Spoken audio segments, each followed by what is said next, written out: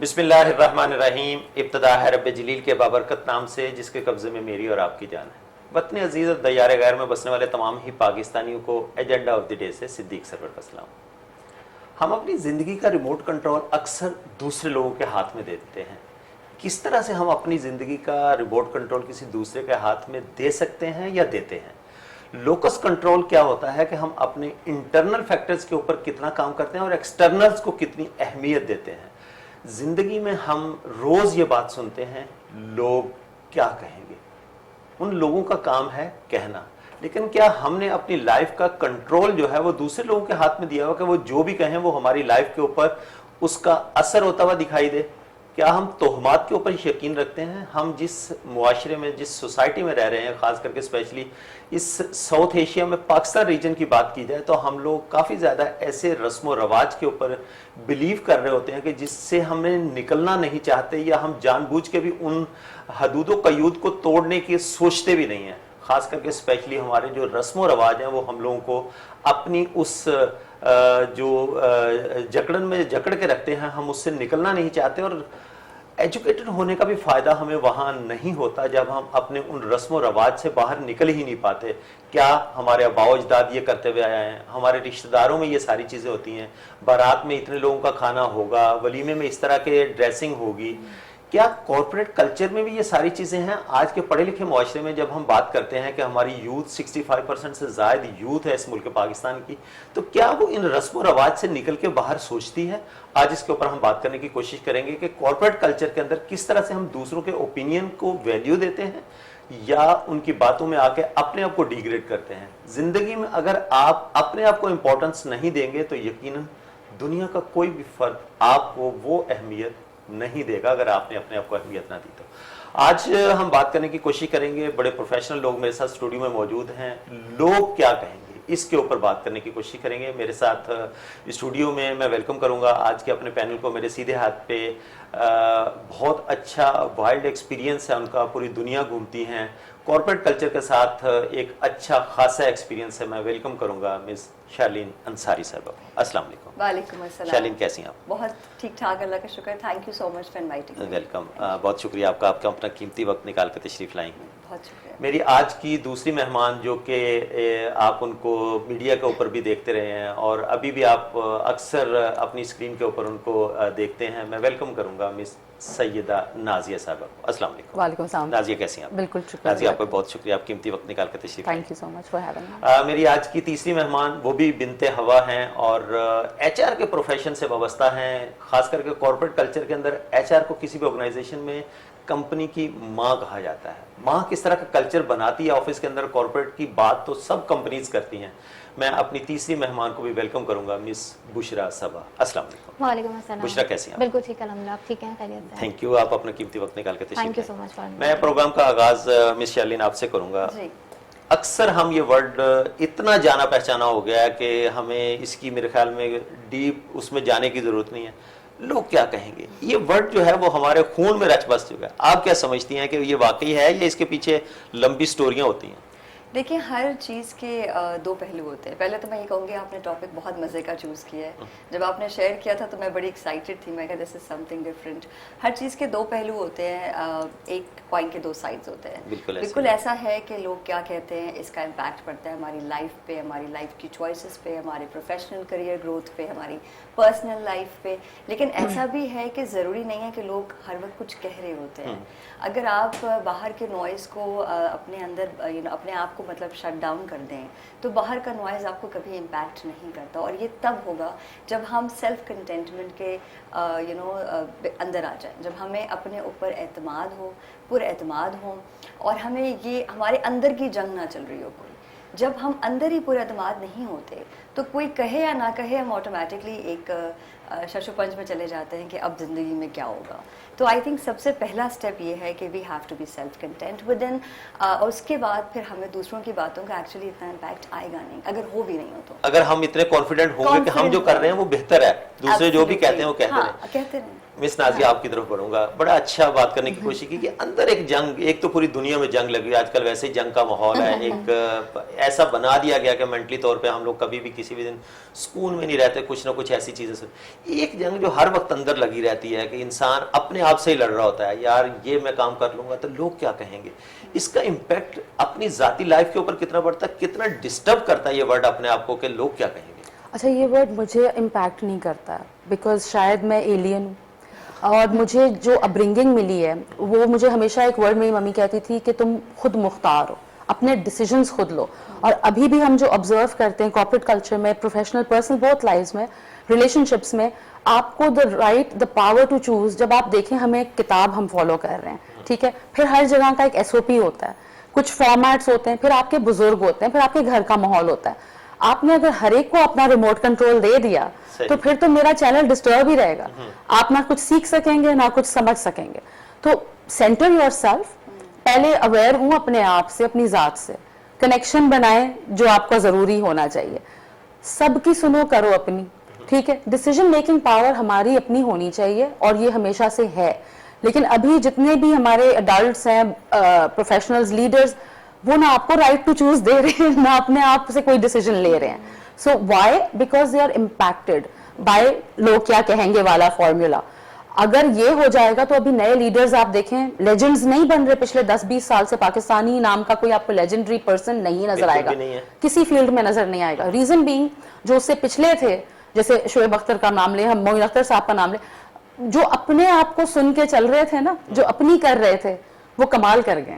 लेकिन ये तो वो लोग थे ना जो हमारे लिए आज भी एग्जांपल्स हैं, जिनके हम एग्जांपल देते हैं। अभी करंट टाइम में क्या है, आज कौन है एग्जांपल? आपने SOP की बात की, तो हमारे घरों में देखें फैमिली वैल्यूज जो हैं वो बहुत मैटर करती हैं। तो वो जो SOP घर से लेके चलते हैं, वो जो कॉन्फिडेंस घर वाले देते हैं, आप ये समझते हैं कि आज की जेंजी जो है वो कॉन्फिडेंस यूट्यूब, गूगल से, उनकी क्योंकि परवरिश तो यूट्यूब और गूगल कर रहा है, तो वहां से ये कॉन्फिडेंस मिल रहा है। नहीं मिल सकता क्योंकि वो एक्सप्लोरेशन नहीं है। देखिए, आपने कहा ये ट्रैवल करती है, मैं ट्रैवल करती हूँ, बुक्स इस वक्त जेंजी पढ़ रही है, ट्रैवलिंग कर रही है, उनका परसेप्शन जो है वो क्रिएटेड है। जो वो मशीन सुन रही है, वो मशीन उनको रिपीट में सुना रही है। जिंदगी एक लूप में चल रही है और एक ज़ॉम्बी मोड में चल रहा है वो जेंजी का बच्चा। IQ EQ लेवल जो है ना वो कहीं पीछे रह गया, हमने मशीन से सारे काम स्टार्ट करा दिए। तो एक तो वो लेजी मोड में है, दूसरा उसका अपना इंटेलेक्ट, उसकी अपनी IQ it's not performance oriented, it's not perceiving. अपनी मर्जी से जब आप एक्सप्लोर नहीं करेंगे, दुनिया में बाहर स्टेप अप नहीं करेंगे, कॉन्फिडेंस कैसे बिल्ड होगा?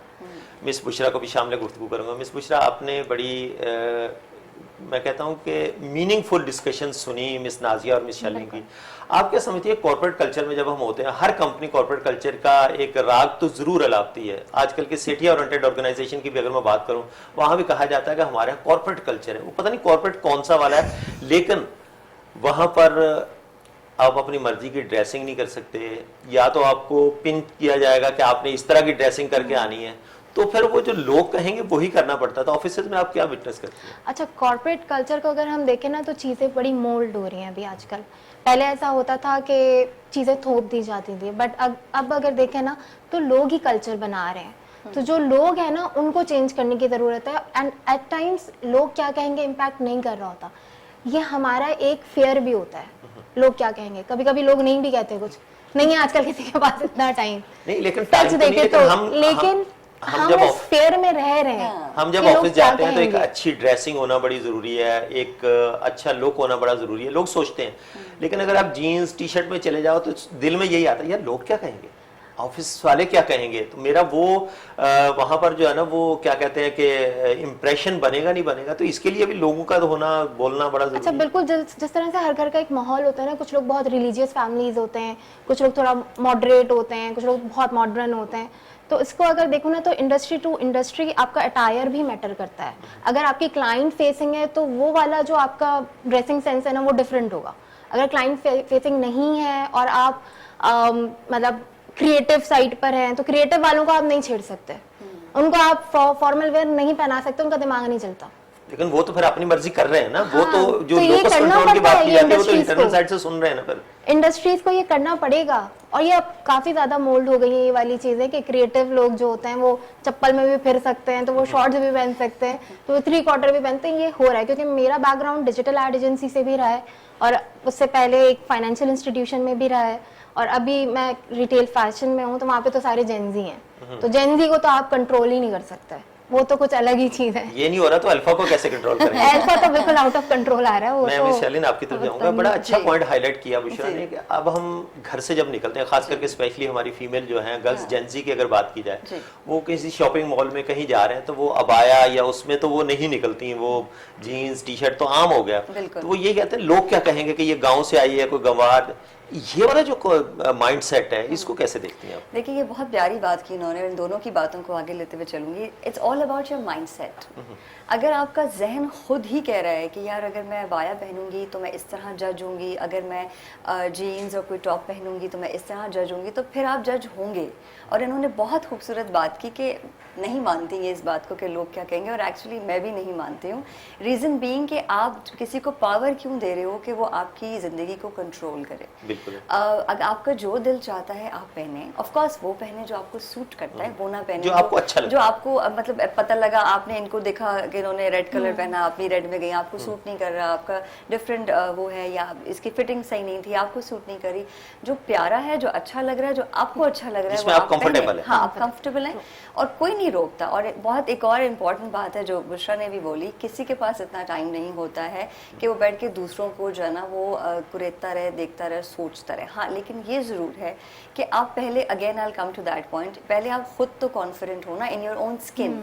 हम अपनी स्किन में ही कॉन्फिडेंट नहीं होते, इसीलिए हम हमेशा कुछ भी कर लें, अच्छी जगह से मेकअप भी करा लें, तो हम सोचते रहेंगे नहीं यार उसका मेकअप ज़्यादा अच्छा लग रहा था, मैं इतनी प्यारी नहीं लग रही, तुमने कहाँ से कराया है, मैंने भी वहीं से कराया, तुम्हारी किस लड़की ने मेकअप किया था। So why do you have to तो ये कंपेयर क्या योरसेल्फ? कॉम्प्लेक्स का शिकार लोग होते हैं, क्या होता है? Actually, पता है क्या? There is social media, there is a whole world out there, there's people, there's a lot of designers, there's a lot of AI, there's a lot of technology.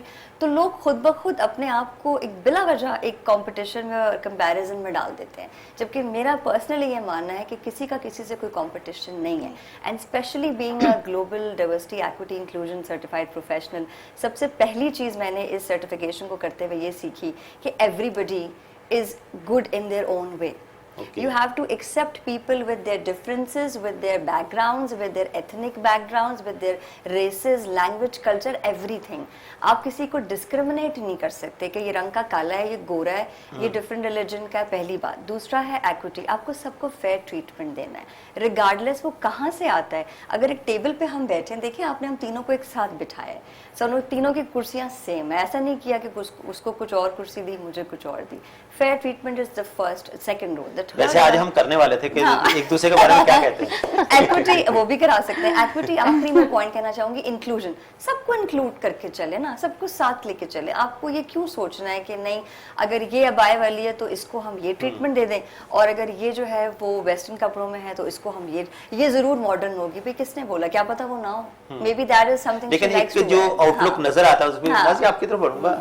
एक कंपैरिजन की जहां बात की गई, एक प्रोफेशनल खातून है, एक बिल्कुल हाउसवाइफ है, दोनों में आप क्या समझती हैं कि दोनों का माइंडसेट जो है ना वो लोग क्या कहेंगे वाला माइंडसेट, प्रोफेशनल ज्यादा उसके ऊपर अमल कर रही होती है, या जो घर में बैठी होती है जो कहती है कि मैं शादी में फलां जगह भी यही कपड़े पहने थे, आज कैसे पहन के जाऊं, लोग क्या कहेंगे। तो ये वाला जो माइंडसेट है आपको कहाँ प्रोफेशनल में नजर आता है या हाउसवाइफ? मैं तो कहती हूँ boys have the best life. ना उनको मेकअप की, ना हेयर की, ना किसी चीज की टेंशन है फॉर रेगुलर मैन। लेकिन अगर हम कहें वो एक जेंटलमैन, सूट में 10 शादियां भी देख लेंगे। मतलब जेंटलमैन अगर हम कहें तो देखें वो क्लासी, वो अपने वार्डरोब, अपने अटायर से लगता है। वो अदरवाइज आदमी में क्या चीज है फिर, घड़ी, जूते, ये सब अटायर ही तो उसको आउटलुक देता है ना कि he is a man. Yes. But women, because उनमें ज्यादा बातें ज्यादा होती हैं, आदमी इतनी बातें नहीं करते आपस में एक दूसरे के साथ, गॉसिपिंग नहीं करते या कॉम्प्लेक्सेस नहीं उनको आते इस वजह से। एक कॉम्प्लीमेंट अगर किसी को पास कर दिया तो बस बस खत्म। ठीक हो गया। खवातीन के तो उनको 4 तो घंटे की अगर compliment की आदत गैदरिंग भी है नहीं। 3 घंटे तो इसी काम में गुजरेंगे। तो एग्जैक्टली, तो हाउस वाइफ जो है, अब जैसे होम मेकर्स हैं, देखिए वो मैनेज कर रही है, उसके बजट्स भी चल रहे हैं, उसको बच्चों को भी एजुकेट भी करना है, she is doing multitasking. So I think वो एक अलग ही प्रोफेशनल जोन है और हम उसको बिल्कुल लेकिन उस negate जोन को हम करते हैं, प्रोफेशनल काउंट नहीं कर रहे होते। बट हम उसको पे नहीं कर रहे हैं ना। Yes, That's why she's without wages she is doing the best job in the world actually। वो आपकी जनरेशन को तरबियत दे रही है बेसिकली, और आप उसी को ध्यान नहीं दे रहे हो। सो प्रोफेशनल वर्ल्ड में इमीडिएट जो आपका लाइन मैनेजर होता है, अगर वो आपको ग्रूम कर रहा है, गाइड कर रहा है, आपकी मेंटोरशिप कर रहा है, तो फिर तो आप ठीक ट्रैक पे चल पड़ेंगे और आपके लिए सक्सेशन प्लान आगे बनेगा कि कोई ग्रोथ है, एनवायरनमेंट कितना अच्छा है, कंपनी कल्चर कितना अच्छा है। But culture begins from the top. Yes. अगर लाइन मैनेजर ही मुझे बग करेगा, नाजिया तुमने आज ये जूते कैसे पहने, तो आपको मेरे ठीक है, I am listening to you because आप मेरे भले के लिए कह रहे होंगे, या आपके एनवायरनमेंट में टेक कल्चर है, जैसे डिजिटल एजेंसी, हर जगह का एक माहौल होता है, बिल्कुल राइट, ऐसे ही। और मुझे उसमें ढलना जरूरी है। लेकिन अगर मैं पर्सनल ब्रांडिंग की कोचिंग करती हूँ तो मेरी इमेज, मेरा ब्रांड, मेरा आउटलुक, मेरी यूएसपी, मैं उसको लेके चलूंगी। एक्सटर्नल मेरी फैक्टर की भी बात individuality करेंगे है। हम। यहाँ पर मुझे एक ब्रेक का इशारा और नाज़रीन चलते हैं ब्रेक की तरफ पलट जाएंगे। नाज़रीन आज हम बात करने की कोशिश कर रहे हैं लोग क्या कहेंगे। लोग वाकई कुछ कहते हैं, जब हम किसी के लिए अगर कुछ कहते हैं तो शायद लोग भी कह रहे हों। इसके ऊपर सोचना पड़ेगा कि लोग हमें क्यों कहते हैं, हमने ऐसा क्या किया। तो यहाँ पर लेंगे एक छोटा सा ब्रेक, ब्रेक से लौट के आएंगे। Stay tuned.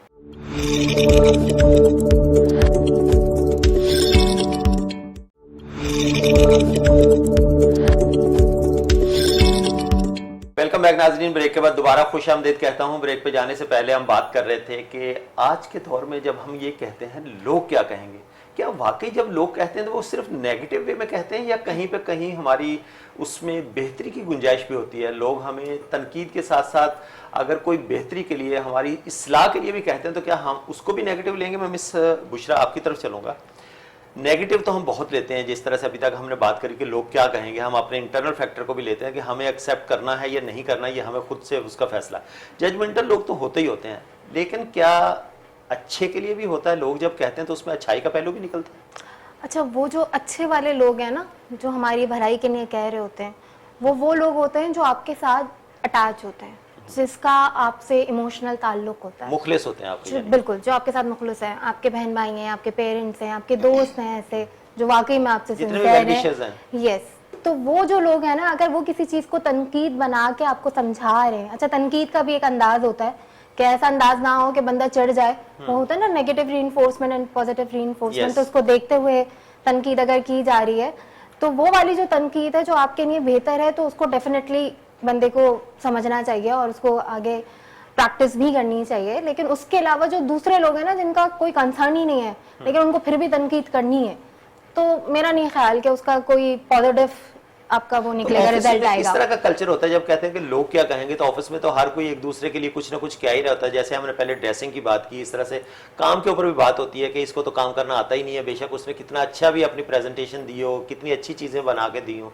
फिर भी उसमें नुक्ताचीनियां तो होती हैं, क्योंकि वो अगर बॉस का फेवरेट नहीं है, या वो बहुत सारी ऑफिस में पॉलिटिक्स चल रही होती है, तो लेग पुलिंग के चक्कर में भी एक ग्रुप बने हुए होते हैं। तो इसमें क्या कहेंगे आप? सर, 2 इंसिडेंट हुए अभी मेरे साथ। मुझे एक फ्रंट डेस्क की एक पोजीशन थी मेरे पास खाली, तो उसके लिए हायरिंग मुझे करनी थी। एक लड़की को इंटरव्यू कॉल की, मेरे साथ होती है HR ऑफिसर, उसने कॉल की। जब कॉल कर ली तो उसके बाद वो आके मुझसे एक सवाल करती है, मिस ये पूछ रही हैं कि मैं अबाया वेयर करती हूँ तो कोई इशू तो नहीं है। तो मैंने कहा किस बात का इशू? कहती नहीं, वो होता है ना फ्रंट डेस्क पे लोग अलाउ नहीं करते ऐसे अबाया पहनना, ये वो। मैंने कहा नहीं, हमारा इससे कोई ताल्लुक नहीं है, हमें हमारे काम से मतलब है, आप कुछ भी पहन रहे हो। आपके यहाँ नहीं है ना, कल्चर में तो है ना। मैं आपको ये बता रही हूँ कि वो इस चीज से इन्फ्लुएंस थी वो लड़की, कि मैं अगर अबाया पहन के जाऊंगी तो मुझे नौकरी नहीं मिलेगी। सही। इसके साथ हुआ होगा यकीनन यही कि लोग क्या कहेंगे, भाई हमारी रिक्वायरमेंट नहीं है देखिए ये। सोसाइटी में उसने खुद से घर बैठे तो इसको जो है ना Exactly, परसीव मैं नहीं आपको किया। यही बताना ऑलरेडी ये चाहती हैं चीजें, हाँ जी। उसको सुनने को मिली होंगी। बिल्कुल, यही बात मैं शालीन आपकी तरफ जी, लेके आऊंगा। बिल्कुल। ये जो यही माइंडसेट की हम बात करने की कोशिश कर रहे हैं कि वो जॉब के लिए आ रही है, वो पहले पूछ रही है कि अगर मैं अबाया वेयर करूंगी तो यकीनन मैं फ्रंट डेस्क ऑफिस में नहीं बैठ सकती। लोगों की एक सोच, ये कौन सा माइंडसेट होता है? ये जो MNCs और बहुत बड़ी कंपनीज अपने आप को कहलाती हैं, तो उनमें तो ये चीजें होती हैं जो सुनने में आती हैं। आप क्या समझते हैं? देखिए मेरे ख्याल में इट्स ऑल अबाउट परसेप्शन। मैं ये नहीं कहूँगी कि बिल्कुल कहीं पे नहीं होती, बिकॉज कहीं होती है कहीं नहीं होती हैं, लेकिन at the same time like she rightly mention it's all about वो सोच के बैठी थी, क्योंकि परसेप्शन क्रिएटेड ऐसा है ना। तो जब हम हायरिंग कर रहे होते हैं या जब हम लोगों को इंडक्ट कर रहे होते हैं, तो हमें like I said in the beginning as a DI professional कि हमें हर चीज़ को, हर डिफरेंस को साइड पे रख के हायर करना होता है उसके मेरिट पे। प्रॉब्लम सारी ये है कि हम मेरिट भूल जाते हैं, हम उसको ऑप्टिक्स को देख रहे हैं, परसेप्शन को देख रहे हैं। अगर इसके जो है वो बाया पहना हुआ है तो हमने परसीव कर लिया कि शायद इसको काम नहीं आएगा, या ये शायद कम्युनिकेशन में अच्छी नहीं होगी। मैंने ऐसी बहुत सारी खवातीन देखी हैं जो अबाया भी पहनती हैं, जो बाकायदा अपना कवर भी करती हैं, मगर वो क्या ज़बरदस्त कम्युनिकेट करती हैं, क्या ज़बरदस्त उनका बोलने का तरीका होता है। तो I think it's all your mindset. अगर आप अपने माइंड को ओपन कर लें और अपने हार्ट्स भी ओपन कर लें, हार्ट की भी बात है, दिल भी आपको वसी करना चाहिए। आपको देखना ये है कि क्या ये बंदा या बंदी मेरे काम के लिए मुनासिब है, ये काम जो हमें कराना है क्या ये काम हो जाएगा इनसे। That is all you have to see. लेकिन बहुत सारे ना एक माहौल बनाने के लिए ऑफिस में कल्चर ऐसा नजर आए कि अबाया में और ये कौन सा कल्चर है, तो ये जो एक माइंडसेट है वो शायद एक्सेप्ट नहीं करता उस बात को। कितनी अफसोस की बात है कि हम अपने ही कल्चर को, अपने ही रिलीजन को, जहाँ हम अबाया पहनते हैं, जहाँ हमें एक्चुअली पहनना चाहिए, अपने ही कल्चर को हम खुद तनकीद का निशाना बना रहे हैं। बिल्कुल ऐसा ही है, बिल्कुल ऐसा ही है। लेकिन सब ऐसे नहीं होते हैं, ठीक है ना। कुछ लोग इसको एक्सेप्ट करते हैं, like I said it's all about your values, your upbringing, आप कहाँ से आ रहे हैं, क्या आपका ब्रॉटअप है। अगर आपको लगता है कि करना चाहिए, इट्स योर चॉइस, आप करें। उसका काम में कोई मुदाखलत मेरे ख्याल में नहीं है, उसकी ड्रेसिंग से या उससे जो नहीं आपको उसका काम को, उसके कपड़ों से आपको क्या करना है, आपको तो उससे काम को देखना है ना। जब आप उसको कोई टास्क दे रहे हैं, कोई गोल दे रहे हैं, कोई टारगेट दे रहे हैं, वो देख लें कि वो पूरा हो रहा है कि नहीं हो रहा। That is what needs to be checked. Shalini ने बड़ी अच्छी बात की कि आपको उसके काम से मतलब होना चाहिए, लेकिन बहुत सारी ऑर्गेनाइजेशन में बहुत सारे बॉस लोग इस तरह के लोगों को रखते हैं जिनको काम कोई नहीं कराना, सिर्फ देखने के लिए रख रहे होते हैं। तो उनको तो फिर काम ही यही रखना है, तो वो फिर कैसे अबाया वाली को पसंद करेंगे? हाँ, बिकॉज जैसे आपने कहा कि जहाँ का कल्चर जैसा है, अब जैसे एड एजेंसी हो गई या फ्रंट डेस्क ऑफिसर्स हो गए या ब्रांड एम्बेसडर्स जो लड़कियाँ होती हैं जो स्टॉल्स पे खड़ी होती हैं, उनको एक मॉडल टाइप अपीयरेंस वाली खातून ही चाहिए। और बेशक उसकी कॉन्वर्सेशन वो जेडी के हिसाब से होगा ना, राइट मैन फॉर द राइट जॉब। सो अगर मेरा अटायर हिंडर कर रहा है मेरे परफॉर्मेंस को, या प्री कंसीव नोशन की वजह से मैं एसोसिएट नहीं कर पा रही हूँ, उस कल्चर में ढल नहीं पा रही हूँ, तो देखिए हमारा जो कंडेम कर रहा है ना माइंडसेट, वो ये है कि दुपट्टे को या सर ढकने वाली को आप इलिटरेट समझ रहे हो, वो आपका देखने का नजरिया है, आजकल ऐसा ही ये है। गटर माइंड है। अगर आपने उसमें पोल्यूटेड अपने माइंडसेट और अपने नोशंस रखे में preconceive, that is your judgement and it's blurred, ठीक है। You need to depollute your mind first of all.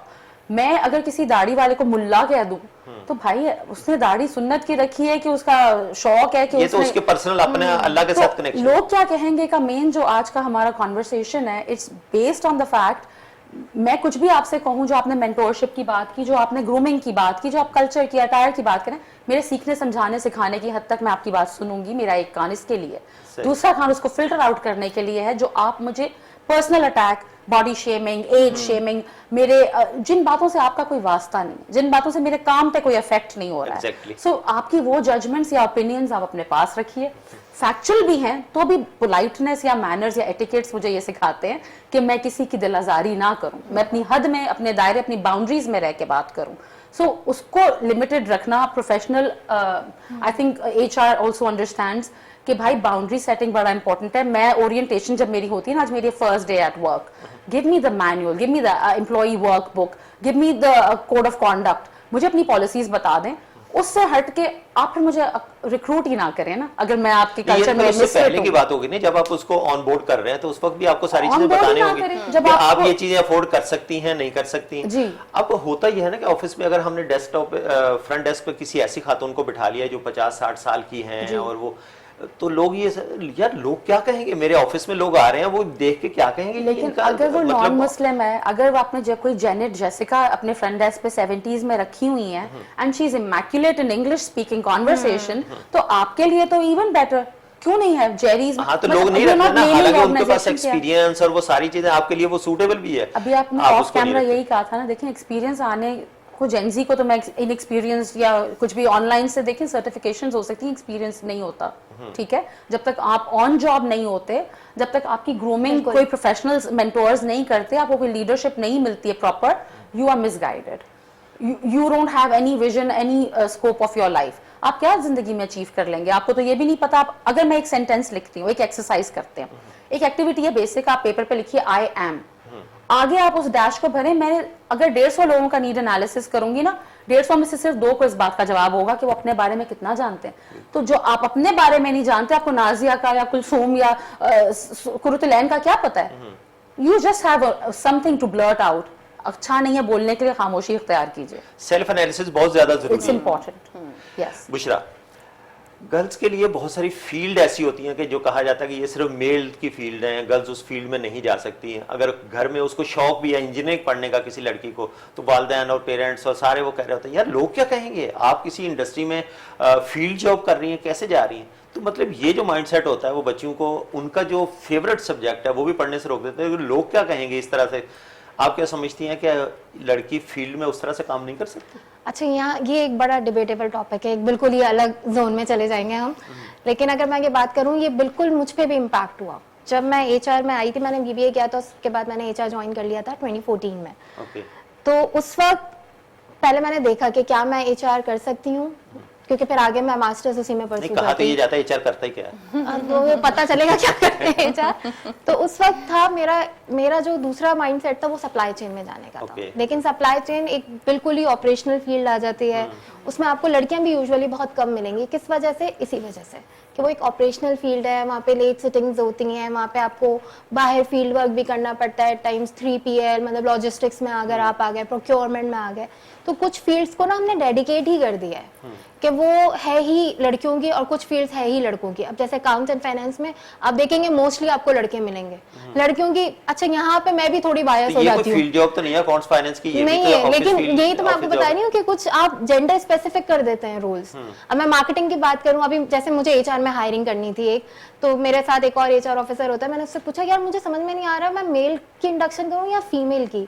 तो उसने मुझे जवाब दिया, मिस मैं अपना कितना दिमाग लगा लूंगा किसी चीज के लिए। मैंने कहा हाँ, तो क्या लगा आप ना फीमेल ही रख लें, एम्प्लॉय एंगेजमेंट। यस, उसने बोला वो क्रिएटिव ज्यादा होती हैं। तो यहाँ पे अगर देखो ना, तो उसने वो हालांकि मेल है लेकिन उसने फीमेल को प्रेफरेंस दी कि नहीं, दे आर मोर क्रिएटिव। पीछे देख लेना था उसके माइंड में और क्या चल रहा है कि आप कुछ ऐड में ऐड करना चाह रही हैं। हाँ, मेरा जो है कि हम सिर्फ अभी एशियन या पाकिस्तान की सिर्फ बात करें तो, और वैसे भी देखिए इक्विटी की बात कर रही है ना शार्लिन, इक्वालिटी नहीं हो सकती क्योंकि फिजिकली मैं ड्रेन हो जाऊंगी। इंजीनियरिंग सिर्फ टाइमिंग की वजह से, सेफ्टी कंसर्न्स हैं हमारे, ठीक है, फिर हमारे हार्मोन्स हैं, हमारा फिजिकल एक लिमिटेशंस है ना, बॉडी तो उस इसको मैं मतलब नहीं कर पाई। इक्वालिटी मुझे चाहिए भी नहीं इस मैटर में कि मैं रात के 2 बजे अगर आईटी इंजीनियर, दूसरे फील्ड के इंजीनियर, मैकेनिकल, मैं नहीं कर सकूंगी और मुझे करना भी नहीं चाहिए रात का 2 बजे या 1 बजे का काम। 24/7 you are dedicated to those kind of work. तो I think field job, day time marketing की फील्ड वर्क, ये तो आपने अब अपने एक्सपीरियंस के हिसाब से सीखा ना, पेरेंट्स तो बता रहे होते हैं एक्सपीरियंस है, बच्चे कह रहे हैं कि मेरा शौक ही उसमें है। तो फीमेल्स इंजीनियरिंग में आ रही हैं, लेकिन आई थिंक वो कंप्यूटर इंजीनियर्स में ज्यादा आती हैं, लेकिन आईटी टेक फील्ड में फीमेल्स आते हैं। तो हम देख रहे हैं कि लड़कियां जो है ना वो मैकेनिकल इंजीनियर्स हैं, इलेक्ट्रिकल इंजीनियर्स हैं, फील्ड के ऊपर काम करती हैं। अब तो वो बराबरी की बात मिशाली ने, आप तो वैसे ही इक्वालिटी की बात करती हैं। तो ये आप कैसे समझती हैं कि लोग क्या कहेंगे वाला जो कॉन्सेप्ट है, ये हम अपने माइंड से कैसे और कब निकाल सकते हैं? I'm so glad you brought that up and I'm so glad you made him bring that up.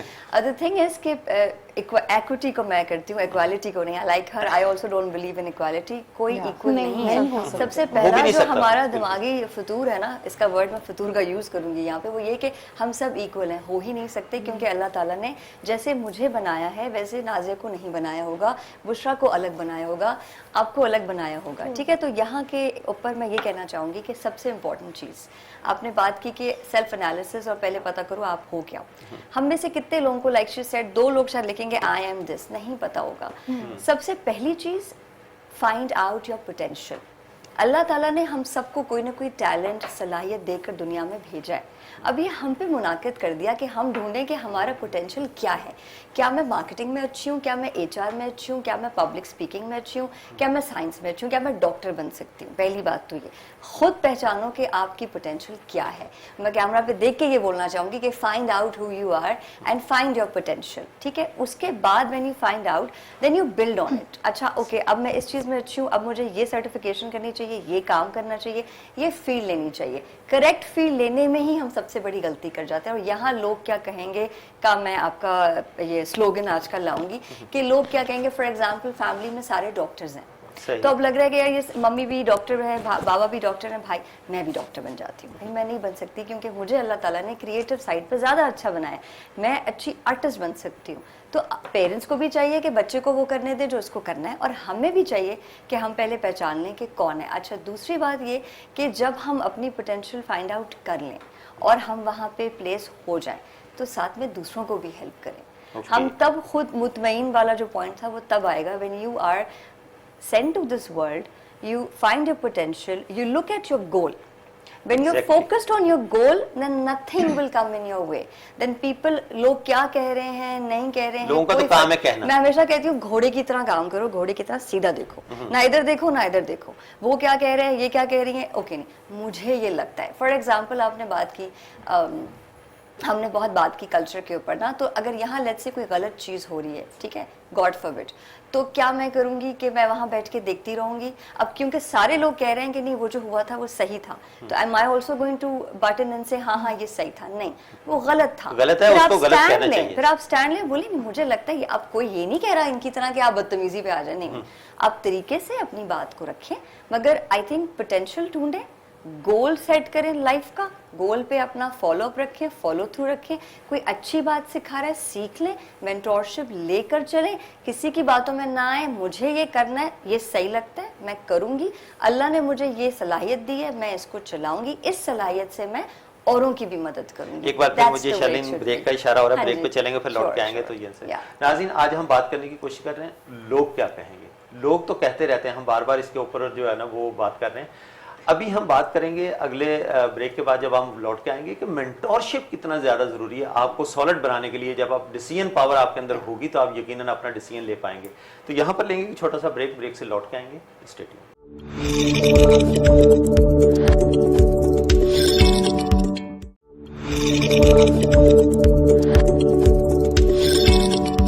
Welcome back नाजरीन, ब्रेक के बाद दोबारा खुश आमदीद कहता हूं। ब्रेक पे जाने से पहले हम बात कर रहे थे कि लोग क्या कहेंगे, कि जब मेंटोरशिप कैसे होनी चाहिए, हम अपने मेंटोर के साथ डिस्कशन कैसे कर सकते हैं। मेंटल हेल्थ की बात भी हमने लास्ट अपने प्रोग्राम में की थी कि मेंटल हेल्थ के लिए हम लोग अपनी प्रायोरिटीज शायद हमारी वैसी नहीं होती, हमें समझ में ही नहीं आता कि क्या हम ऑफिस में या अपनी ज़िंदगी में वर्क लाइफ बैलेंस को लेके चल रहे होते हैं या नहीं। ये तमाम चीज़ें उसी वक्त होंगी जब हम अपना सेल्फ एनालिसिस करेंगे। सेल्फ एनालिसिस के ऊपर आज भी हमने बात करने की काफ़ी ज़्यादा कोशिश की। मैं चलूँगा अपने पैनल की तरफ। मैं शालीन, यहीं से आपसे हमने ब्रेक लिया था, क्या समझती हैं कि हमें मेंटोर की कितनी ज़रूरत होती है अपने आप को स्ट्रॉन्ग करने के लिए? मेंटोरशिप ज़रूरी है, या जो स्कूल कॉलेज यूनिवर्सिटीज़ में हमने टीचर्स देखे थे, वो टीचर्स हमें मेंटोरशिप का रोल प्ले करते हुए दिखाई देते हैं कहीं? बिल्कुल, I think very good point again. Mentorship plays a very very important role in your professional and personal growth. I am a very firm believer and advocate of mentorship, क्योंकि मैं ये कहूँगी कि मैं भी जो रिज़ल्ट हूँ वो अच्छी मेंटोरशिप की हूँ। जो मैं सीखती हूँ, जो मुझे थोड़ा बहुत आता है, वो मैंने अपने सीनियर से सीखा है। अच्छा, ये भी एक मिथ है कि मेंटोर जो है ना वो बहुत सीनियर कोई हो सकता है, या कोई बहुत बड़ा आदमी हो सकता है, या औरत हो सकती है। मेंटोर आप कभी कभार आपका जूनियर भी होता है, कभी कभार आपके घर वाले होते हैं, कभी कभार आपकी फैमिली में कोई मेम्बर होता है, एट वर्क प्लेस आपका पीयर भी हो सकता है, आपके साथ जो उठता बैठता है वो भी। मेरा ये मानना है कि अच्छी चीज़ जो है ना वो जहाँ कहीं आपको नज़र आए, जहाँ आप कहीं देख रहे हैं हो रही है, सीखें। अच्छी चीज़ आप पीएन से भी सीख सकते हैं, डोमेस्टिक स्टाफ से भी सीख सकते हैं। मैं तो 4 साल के अपने भांजी और भतीजों से भी सीख लेती हूँ कभी कभार, ठीक है ना। So good learning is always important. And mentorship आपको बेसिकली हमारे, जैसे मैंने शुरू में कहा था कि अल्लाह ताला ने हमें सलाहियतें दे के भेजा है, मगर उन सलाहियतों को मजीद हमें निखारना है। तो निखारने का जो काम है, इन्हांसमेंट का जो काम है, वो बेसिकली मेंटोर हमें कभी कभी तो पता ही नहीं होता कि कौन सी सलाहियतें हमारे अंदर हैं जो हमें पता ही नहीं। सच्ची बताऊं, जो ये DI का मैंने सर्टिफिकेशन किया ना, ये मेरी मेंटोर को क्रेडिट क्रेडिट जाता है। मैं हर शो में उनका जिक्र करती हूँ, हफ्सा अब्बासी, और उन्होंने जो है ना मुझे ये मेरे अंदर ये चीज़ देखी कि शार्लीन अब तुमने काफ़ी चीज़ें कर ली, अब तुम ये सर्टिफिकेशन करो and it will help you grow.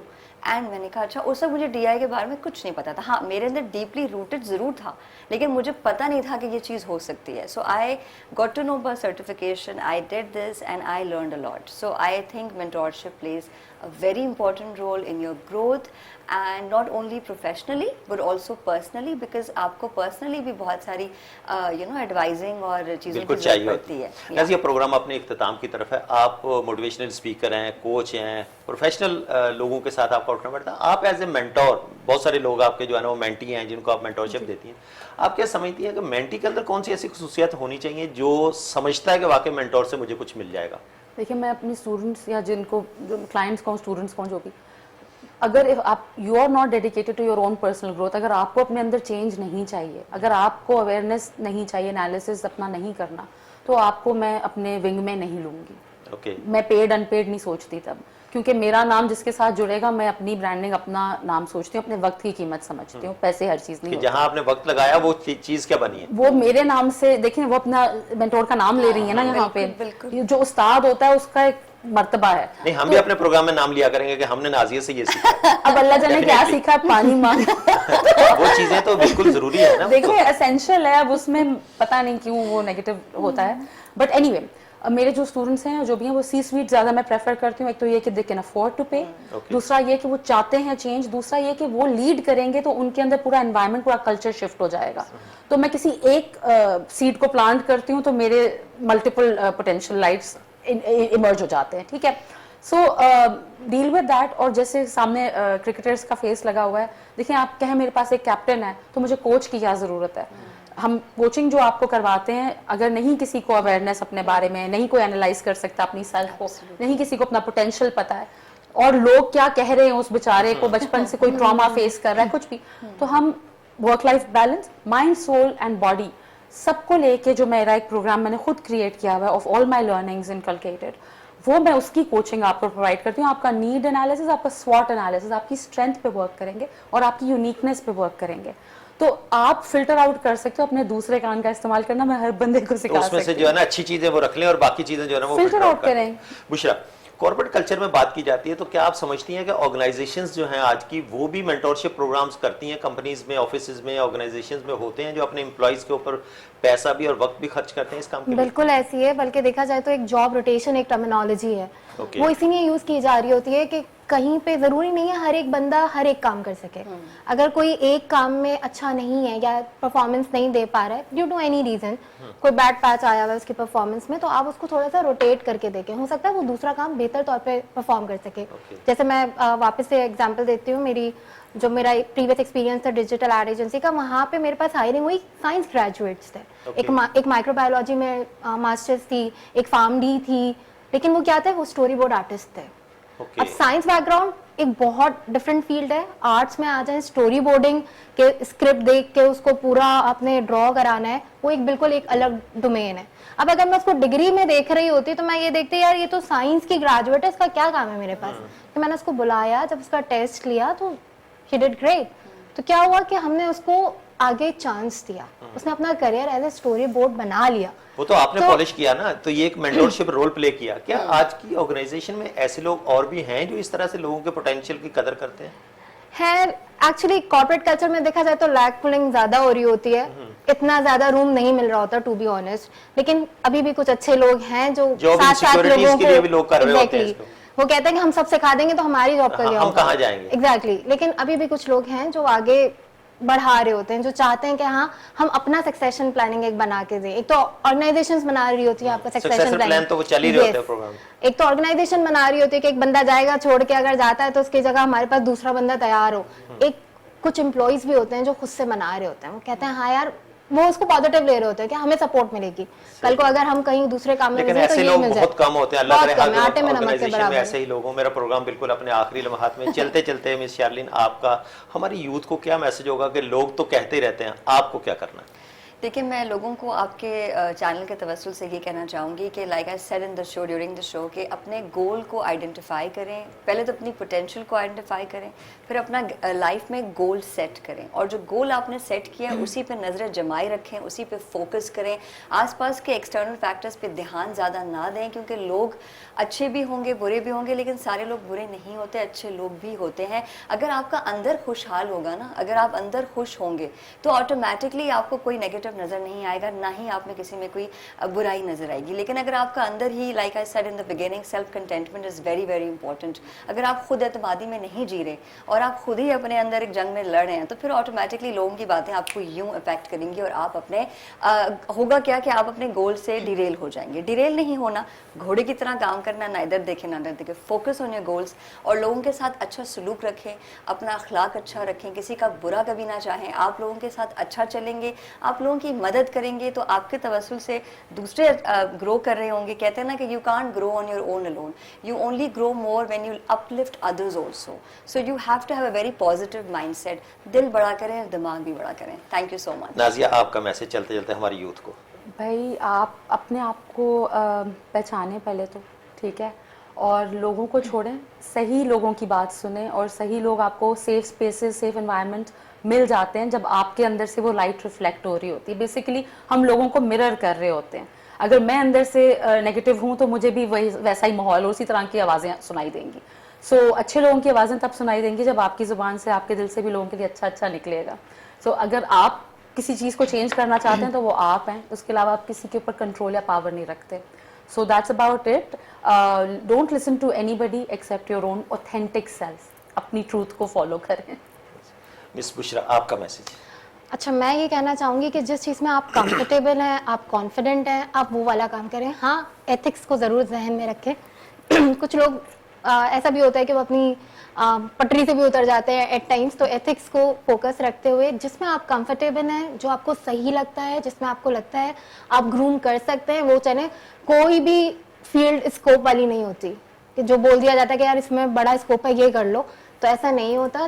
जिसमें आपको लगता है कि हाँ आप आगे, एग्जैक्टली, स्कोप बेसिकली इंसान का है, फील्ड का नहीं है। तो जिसमें आपको लगता है, एक चीज और मैं बोलूंगी, लोग आखिर में कह देते हैं इन्ना लिल्लाह व इन्ना इलैहि राजिऊन। बस ये एंड में तो यही आखिर में ही। बुशरा, आपका बहुत शुक्रिया, आप अपना कीमती वक्त निकाल के तशरीफ लाई। सईदा नाज़िया, आपका बहुत शुक्रिया आपके कीमती वक्त का। मिशालीन, आपका बहुत शुक्रिया। जी नाज़रीन, आज हमने बात करने की कोशिश की, लोग क्या कहेंगे। लोगों का काम है कहना, आप क्या समझते हैं उसमें से कितने पॉजिटिव हैं। जिस तरह से हमने मेंटोरशिप की बात की, और ख़ास करके स्पेशली अगर हम कंक्लूजन के ऊपर चलें, जिस तरह से हमारे पैनल ने आज के मैसेज के अंदर सब ने ये बात करने की कोशिश की, खुद को पहचानें। जब तक आप अपने आप को नहीं पहचानेंगे, आप यकीनन किसी की कही हुई बात को उस तरह से एनालिसिस नहीं कर पाएंगे। सबसे पहले आपको अपने बारे में पता होना चाहिए कि मेरे अंदर पोटेंशियल क्या है और इसको मैं यूटिलाइज किस तरह से कर सकता हूं। अच्छे मेंटोर के पास जाएं, मेंटोरशिप लें। यकीनन आपकी लाइफ के अंदर, मेरे ख्याल में हमारे पाकिस्तानी कल्चर के अंदर हर बंदे की लाइफ में कोई ना कोई ऐसा बंदा जरूर होता है, सुबह जब बंदा घर से निकलता है तो देख के कहता है यार इसकी शक्ल देख ली, आज का दिन मेरा बहुत बुरा गुजरेगा। तो ये जो आपका एटीट्यूड है ना, इसको चेंज करें। आपने अपनी लाइफ का रिमोट कंट्रोल उसके हाथ में दे दिया, अब वो आपको कंट्रोल कर रहा है। तो आप अपने ऊपर बिलीव रखें, अगर वो नजर आ गया तो उससे आपकी लाइफ के ऊपर कोई फर्क नहीं पड़ने वाला।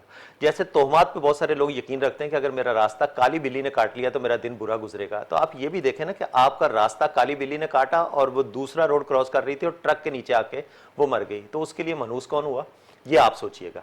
आज के प्रोग्राम में मुझे बहुत उम्मीद है कि आप अपना और रियासत पाकिस्तान का बहुत सारा ख्याल रखेंगे। आज के इस एपिसोड से सिद्दीक सर को दीजिए इजाजत। अल्लाह हाफिज़।